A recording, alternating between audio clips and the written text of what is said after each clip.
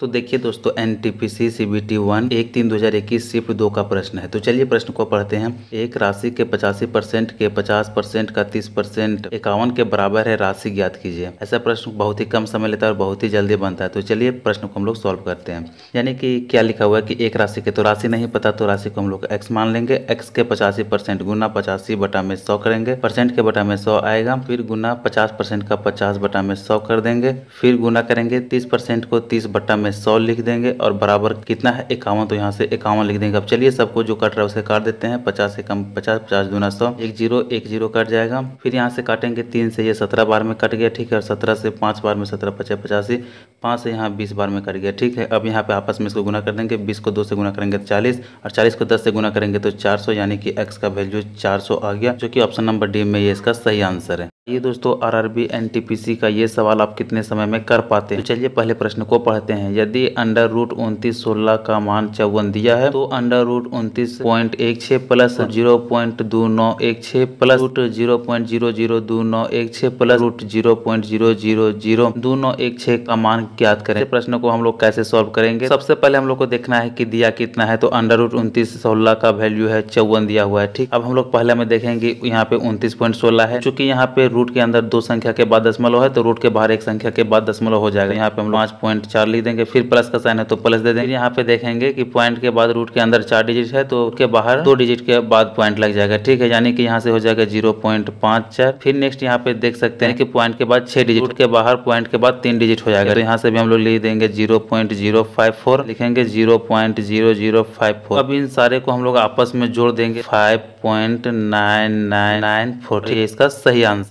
NTPC का ये सवाल जितने देर में आप स्किप करते हैं उससे कम समय में तो यह बन ही जाता। तो चलिए कैसे जानते हैं। जैसे कि क्वेश्चन है, यदि 5 + 2 अंडर रूट 3 बटा में 2 - रूट 3 बराबर x + y3 है, तो x y का मान ज्ञात करें। तो चलिए इसका सोल्यूशन देखते हैं। सबसे पहले जो प्रश्न में दिया हुआ है उसे हम लोग लिख लेते हैं। 5 + 2 रूट 3 बटा 2 - रूट 3 आ गया, ठीक है। अब इसमें हम लोग हर का परिमेयकरण कर देंगे, ठीक है। 2 + रूट 3 हो जाएगा और बटा में 2 + रूट 3।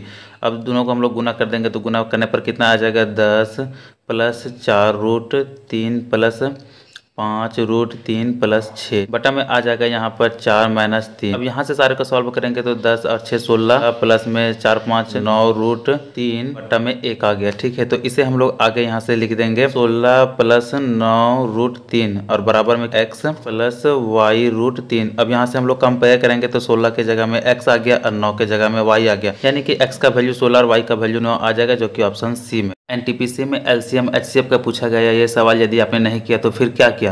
तो चलिए सबसे पहले प्रश्न को पढ़ते हैं। प्रश्न दिया है कि दो संख्याओं का लसा 6090 और उनका मासा 15 है। यदि उनमें से एक संख्या 435 है तो दूसरी संख्या ज्ञात कीजिए। इसका डायरेक्ट फॉर्मूला हो जाता है एलसीएम गुना एचसीएफ बराबर पहली संख्या गुना में दूसरी संख्या। अब क्या है, जितना भी वैल्यू दिया हुआ है सारे फॉर्मूले पर बैठा देंगे। एलसीएम का वैल्यू 6090 तो यहाँ 6090 दे देंगे, गुना का साइन एचसीएफ 15 है तो यहाँ से 15 लिख देंगे, बराबर का साइन है तो बराबर कर देंगे। पहला संख्या 435 दिया है तो यहाँ पे 435 लिख देंगे, दूसरा संख्या नहीं दिया तो या डायरेक्ट दूसरा संख्या लिख देंगे। अब जो जिससे कटेगा उसे काट देंगे। ये 15 से 29 बार में कट जा रहा है, ठीक है। ये 29 से 210 बार में कट जा रहा है, यानी कि दूसरी संख्या का जो वैल्यू है 210 आ गया और ये ऑप्शन नंबर सी में है, तो ये इसका।